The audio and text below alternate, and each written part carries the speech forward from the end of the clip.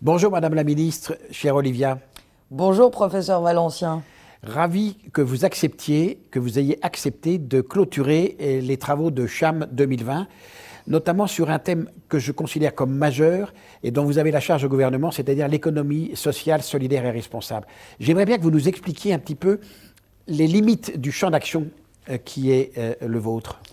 Alors, déjà c'est un honneur de clôturer CHAM qui d'année en année démontre son utilité et vous n'y êtes évidemment pas pour rien, professeur. J'ai le plaisir de vous connaître depuis de nombreuses années et c'est vraiment un honneur, à défaut d'être avec vous physiquement, de pouvoir au moins dire un mot. L'économie sociale et solidaire, on en parle beaucoup, elle recouvre une réalité parfois complexe. En réalité, c'est 5 familles, l'économie sociale et solidaire, depuis des années. Les mutuelles, les coopératives, les fondations, les associations, mais aussi ce qu'on appelle les ESUS, les entreprises d'utilité sociale. Ces 5 familles portent l'économie sociale et solidaire et de plus en plus sont en train de se développer. Elles représentent aujourd'hui un peu plus de 10% du PIB, 14% des emplois salariés et bien plus dans certaines régions françaises. Et c'est une économie qui a une spécificité, c'est qu'elle s'intéresse plutôt aux valeurs humaines, sociales, environnementales, qu'à la seule valeur, le profit, la lucrativité.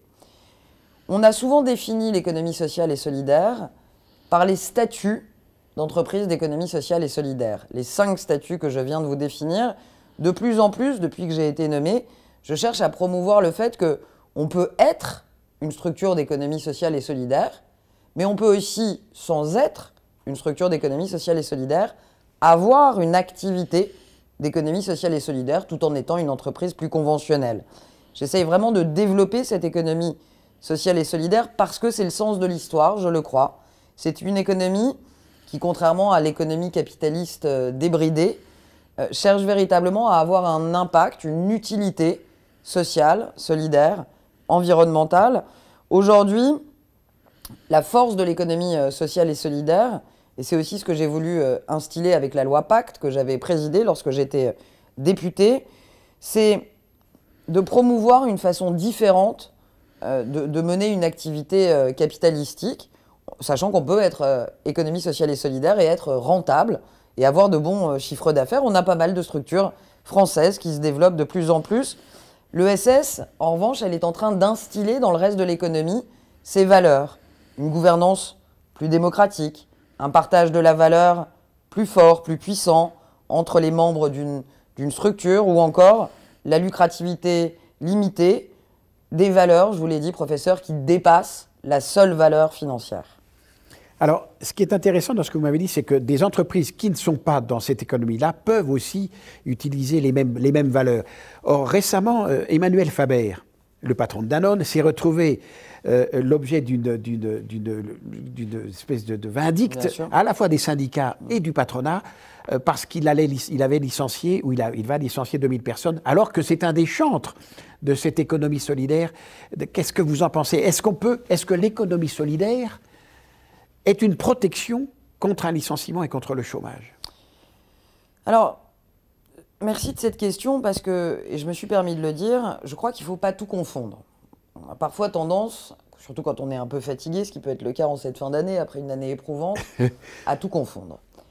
Danone, depuis des années, a frayé un chemin au sein de son entreprise pour bâtir une responsabilité sociale de son organisation qui soit tangible, qui puisse être vérifiée par des indicateurs, qui soit assez transparente par rapport à d'autres.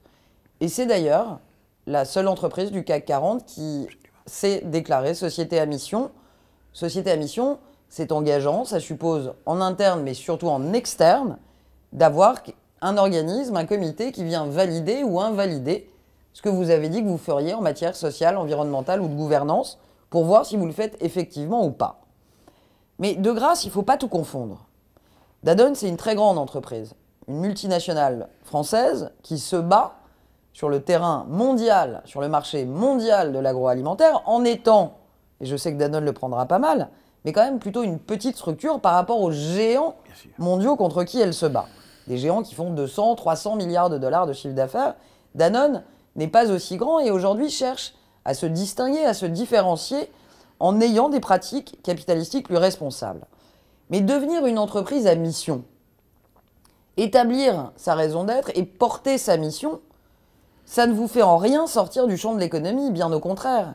C'est pas parce que vous cherchez à gagner du sens en devenant une entreprise à mission que vous gagnez tout le temps de l'argent. D'ailleurs, on ne devient pas entreprise à mission pour gagner de l'argent, et je le dis avec force, mais pour gagner du sens. Aujourd'hui, Danone, à la suite notamment de la Covid-19, traverse une crise. Une crise chiffrée, elle a de moins bons résultats qu'escomptés, et donc elle prend des mesures. Mais il faut regarder aussi un peu avec un peu de précision comment elle prend ces mesures. Moi, j'ai regardé lorsque j'ai vu l'annonce des licenciements. Le plan Future Skills qu'ils mettent à destination et plutôt à la disposition des salariés qui vont quitter l'entreprise, c'est pendant 2 ans Danone qui va les rémunérer à hauteur de leur salaire actuel pour pouvoir les aider à transformer peut-être leur vie professionnelle, à se former et à trouver un autre boulot. On ne parle pas ici d'un PSE ou d'un plan de licenciement sec. Les gens qui vont aujourd'hui quitter Danone auront 2 ans et seront accompagnés. Vous voyez d'ailleurs dans cette annonce qu'il y a une forme de responsabilité, malgré la mauvaise nouvelle, dans l'accompagnement des salariés. Donc, encore une fois, moi je soutiens les entreprises et les entrepreneurs comme Emmanuel Faber, qui ont, sur le long terme, je vais vous le dire, professeur Valencien, ils ont raison. Alors parfois, à court terme, pour des raisons conjoncturelles, oui, c'est difficile, et il faut se comporter en acteur économique et parfois prendre des décisions difficiles, ce qu'il a dû faire. Mais en le faisant avec pas mal de responsabilités, c'est-à-dire en accompagnant la reconversion probablement des salariés. Et deuxièmement, il ne faut pas confondre le court terme, le conjoncturel qui peut amener à ces décisions, et le moyen et le long terme, qui est celui que je crois, c'est-à-dire le sens de l'histoire, et de plus en plus la transparence des entreprises sur la réalité de leurs actions environnementales, sociales et de gouvernance. Être une entreprise à mission ne protège pas des difficultés économiques, ça n'est d'ailleurs pas l'objectif. Oui, merci pour ces précisions, c'était vraiment important que vous le fassiez. Et dans ce cadre-là, j'irais plus loin. Mais que ceux qui se moquent, oui. Parce que je sais qu'ils, oui. Comme on dit chez les jeunes, il prend cher. Ceux qui se moquent d'Emmanuel Faber aujourd'hui, je pense que rira bien qui rira le dernier. Oui. Parce qu'il arrive en Europe l'année prochaine une évolution importante avec la révision de la directive NFRD, Non-Financial Reporting Directive. C'est ce qu'on appelle la performance extra-financière.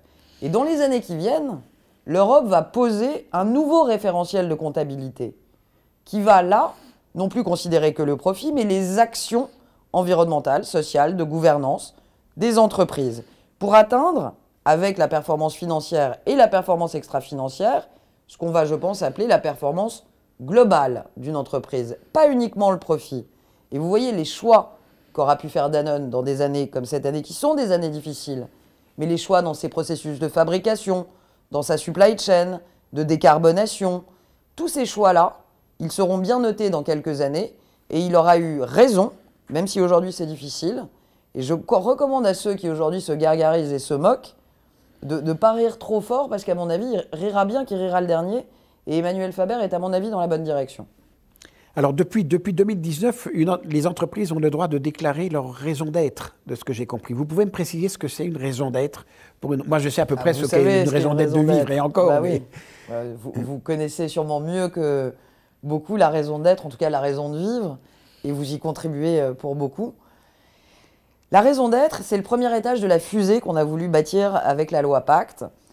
Pacte, c'était le plan d'action pour la croissance et la transformation des entreprises. On a écrit tout un chapitre, le chapitre 3, où on a proposé des évolutions importantes en matière de gouvernance pour les entreprises françaises.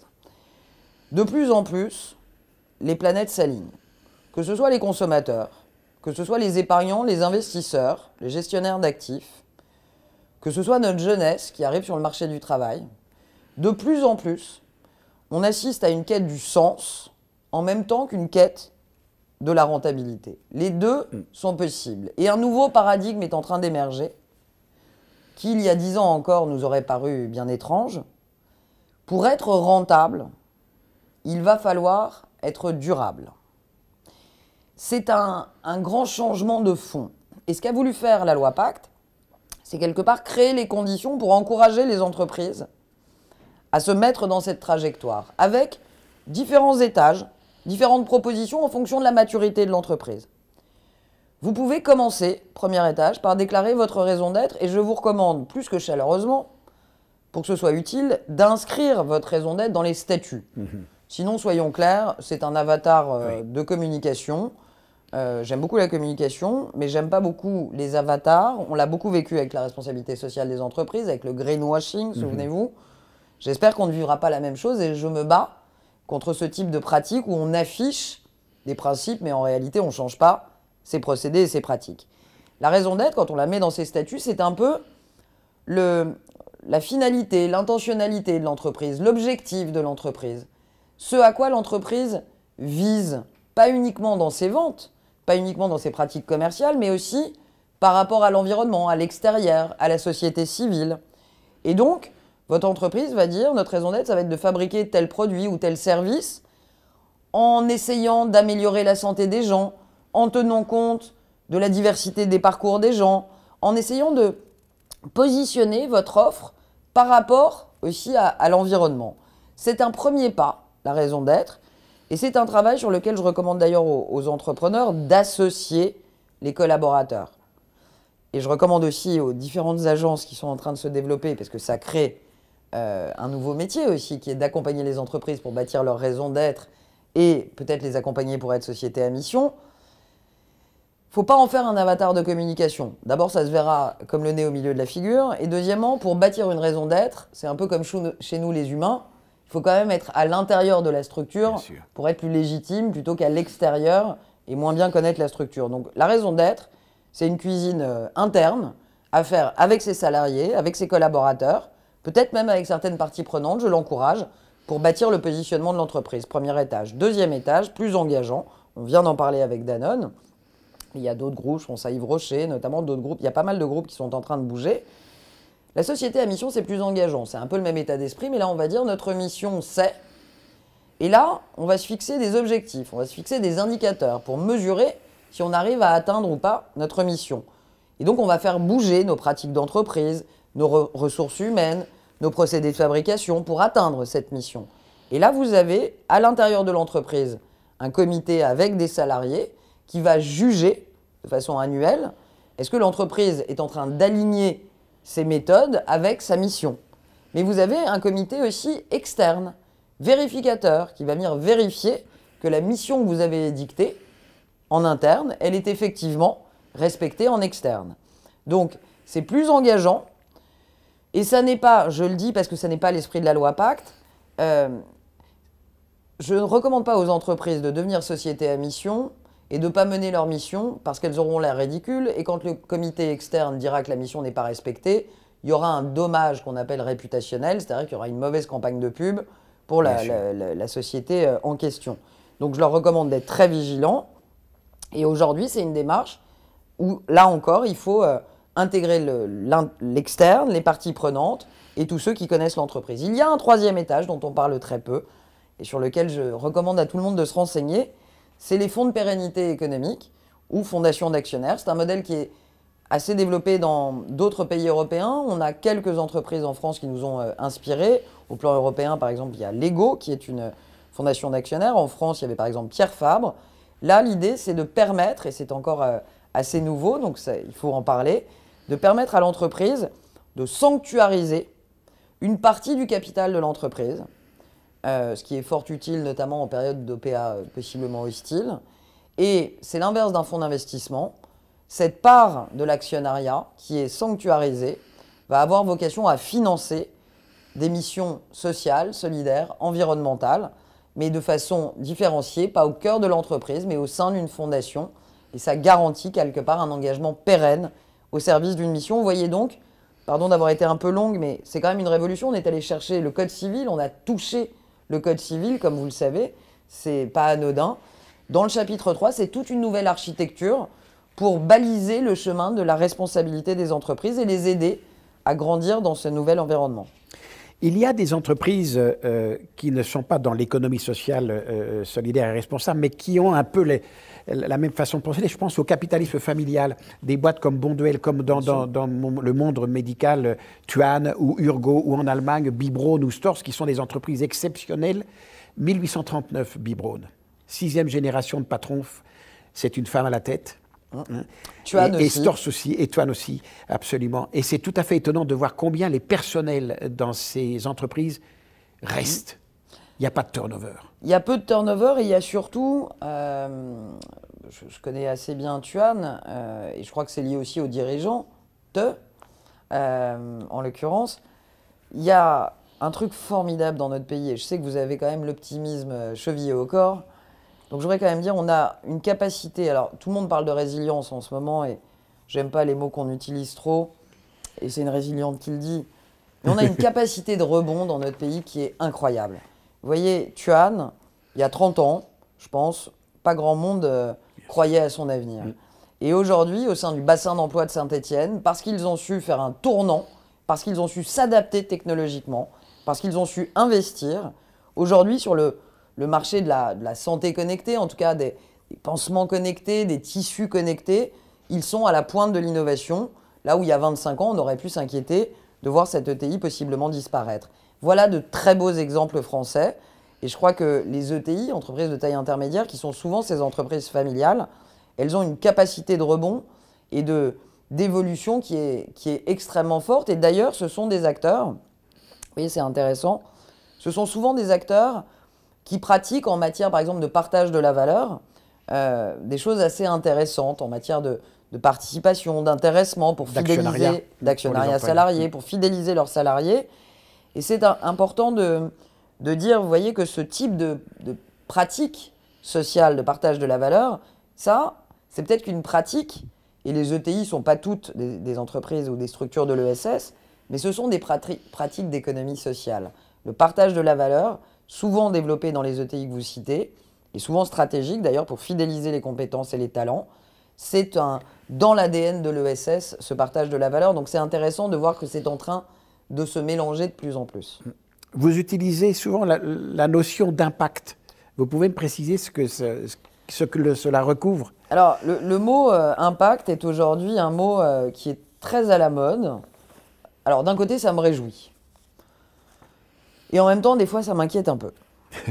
Ça me réjouit parce que je crois qu'il y a une très forte tendance aujourd'hui à la mesure d'impact et à l'impact, c'est-à-dire à essayer dans sa vie personnelle d'ailleurs, comme dans sa vie professionnelle, à avoir la conséquence, l'impact qu'a une action économique, une action sociale. Aujourd'hui, je dirais que l'impact, c'est un peu ce mot barbare et de plus en plus usité qui désigne les conséquences d'une activité économique. Je pense que c'est même au cœur d'ailleurs de l'économie responsable, si je puis dire. Si on se fie à la définition de Max Weber, qui m'inspire bien souvent, pour qui l'éthique de responsabilité, c'est la prise en compte de la conséquence et des effets de ces actes. Aujourd'hui, un des challenges qui m'anime avec les acteurs de l'économie sociale et solidaire, c'est que ça n'est pas parce qu'un terme est à la mode que sa définition est claire. Il y a de plus en plus de fonds à impact, de sociétés à impact, d'investisseurs à impact. Et en fait, il y a autant d'acteurs et d'actions d'impact, je crois qu'il y a des définitions de l'impact aujourd'hui. Je pense que l'impact, si on veut que ce soit véritablement la norme économique demain, il faut travailler plus sérieusement, plus en profondeur à sa définition. On a une définition que je viens de vous donner, c'est-à-dire que ce sont les conséquences d'une activité économique, mais il va falloir dans les prochains mois, et je vais le proposer, par exemple au niveau de la place financière de Paris, qu'est-ce qu'un investissement à impact? Quelle est la définition? Quels sont les marqueurs de l'investissement à impact? Il y a des définitions un peu différentes, il faut qu'on homogénéise un peu tout ça. L'idée n'est pas de figer les choses avec une définition rigide de la finance à impact en France ou d'un investissement à impact, mais il faut un peu homogénéiser l'impact parce que, le cas échéant, on risque d'avoir des dérives, comme d'habitude, sur ces sujets de responsabilité des entreprises, et on risque d'avoir des acteurs qui disent faire de l'impact, alors même que ça ne serait pas de l'impact. Donc il faut aujourd'hui travailler un peu à la consolidation de l'impact en France, et je crois que c'est une tendance extrêmement lourde, et c'est une tendance qu'on va retrouver dans les années qui viennent, avec l'aide de l'Europe, qui va légiférer dans l'année qui vient sur justement ce qu'on appelle l'impact ESG, l'impact environnemental, social et de gouvernance. Alors, il y a une espèce de de caricature, je dirais, du monde capitaliste, où on voit l'homme à haute forme avec son gros cigare, qui a des poches pleines de dollars ou d'euros, face à l'économie sociale et solidaire qui serait vertueuse, gentille, se penchant sur le plus pauvre et le plus faible. Mais connaissant un peu ce monde, j'y ai connu des batailles insensées aussi.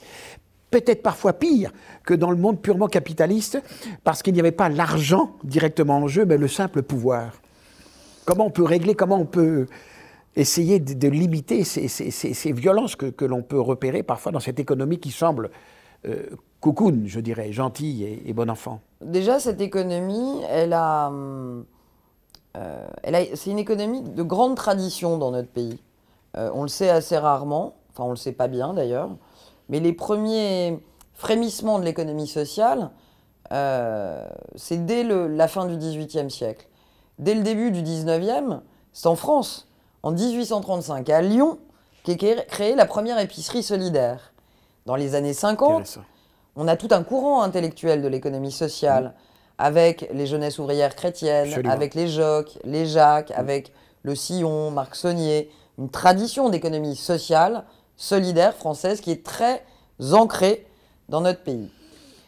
C'est donc normal que quand une économie soit un peu ancienne, il y ait des familles, il y ait parfois des divergences, et qu'il ait pu arriver, mais je le dis vraiment peut-être par le passé, parce que ça n'est pas aujourd'hui les acteurs que j'ai en face de moi, il ait pu arriver que parfois ils aient été plus concentrés sur ce qui les séparait que sur ce qui les réunissait.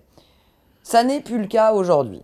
L'économie sociale et solidaire a changé. Bon. Les acteurs ont changé. Nouvelle. Très bonne nouvelle. Et il y a une chose très, très inspirante qui se passe, c'est qu'il y a de la transmission, notamment intergénérationnelle. Vous voyez, il y a des gens, j'ai en tête Hugues Sibyl, par exemple, ou M. Alfandéry, qui ont travaillé depuis des dizaines d'années, qui sont des fondateurs de l'économie sociale et solidaire en France, dès les années 70, et qui aujourd'hui, vous voyez, moi je les mobilise. Je demande à Hugues Sibyl, sur une mission, là, de m'aider à consolider l'ESS dans les territoires. Et il parle aujourd'hui, ces fondateurs de l'économie sociale, avec la jeunesse qui arrive et qui monte des entreprises. J'étais hier, vous voyez, sur Tech for Good, pour encourager les startups et l'ESS, et les startups de l'ESS à plus travailler ensemble. Moi, ce que je vois, c'est que là, on m'a beaucoup expliqué quand je suis arrivé qu'il y avait peut-être une querelle des anciens et des modernes, etc. D'abord, ce n'est pas l'écosystème que j'ai en face de moi. Moi, j'ai un écosystème mature qui a dépassé les petits combats de chapelle et qui est conscient d'une chose. C'est que cette économie des conséquences, cette économie de l'impact qui est en train de se développer partout et qui va être consolidée en Europe l'année prochaine, c'est une économie qui vient de leur vision, de leur intuition à eux, les porteurs de l'économie sociale et solidaire.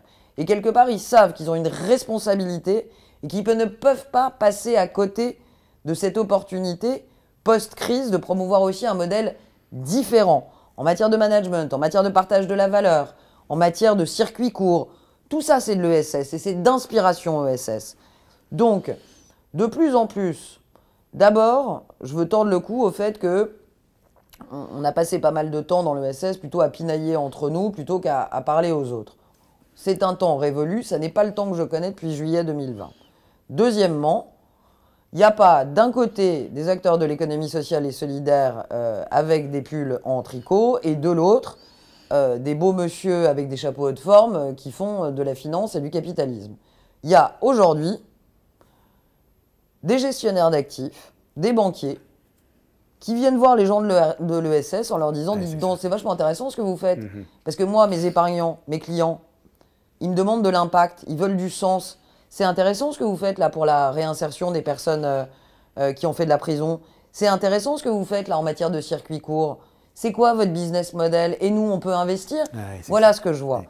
Et donc, je me réjouis de voir que de plus en plus, il n'y a plus cette dichotomie, et notamment culturelle, mais il y a deux univers qui s'entrelacent de plus en plus. En revanche, et c'est tout à son honneur, je crois que l'économie sociale et solidaire, elle ne perdra pas ses valeurs. Et ça n'est pas parce que ça se structure, parce que les financements arrivent de plus en plus, parce qu'elle est de plus en plus digne d'intérêt du côté des investisseurs, qu'elle fera fi de ses valeurs. Et je veux le dire quand même parce que c'est tout à son honneur. J'ai 2 questions rapides avant que l'on conclue. La première, vous avez cité l'Europe.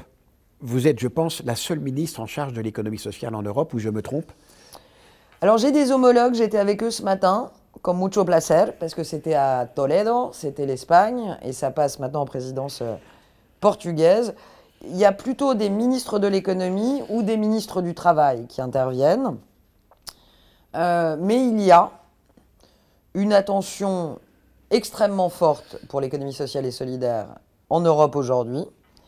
Il y a même un plan européen, économie sociale et solidaire, qui sera préparé, présenté et voté l'année prochaine. C'est une des priorités d'Ursula von Leyen. C'est d'ailleurs Nicolas Hazard, un Français, et ça n'est pas par hasard, qui est directement sous les supervisions de la présidente de la Commission européenne pour monter et bâtir ce plan ESS 2021 pour l'Europe. Donc, je dirais, peu importe qu'il y ait ou pas que j'ai des homologues, ce sujet est porté par des ministres en Europe et est surtout porté par l'Europe à part entière avec un plan très concret dès l'année prochaine. D'accord. Et dernière question, parmi le monde de la santé, quels sont les domaines qui seraient les plus impactés? Les EHPAD, le monde médico-social, les hôpitaux, les cliniques, les assureurs, les industries de santé, tout le monde peut en fait, ou il y a des secteurs qui semblent plus propices à s'engager dans cette voie? Je dirais tout le monde, sachant qu'il y a déjà des secteurs à part entière qui sont économie sociale et solidaire. Quand vous prenez le médico-social, on est sur des acteurs économiques, des salariés qui sont accompagnés souvent par des structures d'économie sociale et solidaire. Quand vous prenez les mutuelles, aujourd'hui, pas demain, aujourd'hui, plus de la moitié des Français sont accompagnés par des mutuelles qui sont des acteurs d'économie sociale et solidaire. Donc, je dirais que l'économie sociale et solidaire est déjà très présente dans le champ de la santé. Et la question, si vous m'autorisez, c'est plutôt quel secteur de la santé pourront vivre sans économie sociale et solidaire dans les prochaines années? Parce que moi, je les vois tous engagés dans une économie des conséquences, de l'impact, que ce soit en matière d'impact auprès du patient, comme en matière d'impact sur la qualité de vie et le niveau de vie plus globalement des villes et des pays. Donc je pense que c'est l'ensemble de la santé qui est déjà dans l'économie sociale et solidaire, hein, notamment avec le médico-social, notamment avec les mutuelles, notamment avec les fondations aussi et de recherche médicale notamment. Mais de plus en plus, le champ de la santé va se SSiser, comme on dit. Eh bien, tant mieux, tant mieux. En tout cas, Madame la Ministre, un grand merci pour ces Merci explications extrêmement claires. Vraiment, on est ravis de vous avoir eu pour clôturer ce CHAM 2020. Et je dis à tous celles et tous ceux qui nous ont suivis en virtuel, malheureusement, mais quand même suivis, et surtout à nos partenaires qui ne nous ont pas lâchés, qui nous ont même soutenus fortement, merci et merci. Et nous nous retrouverons l'an prochain en présentiel, je l'espère, les vendredis 24 et samedi 25 septembre 2021.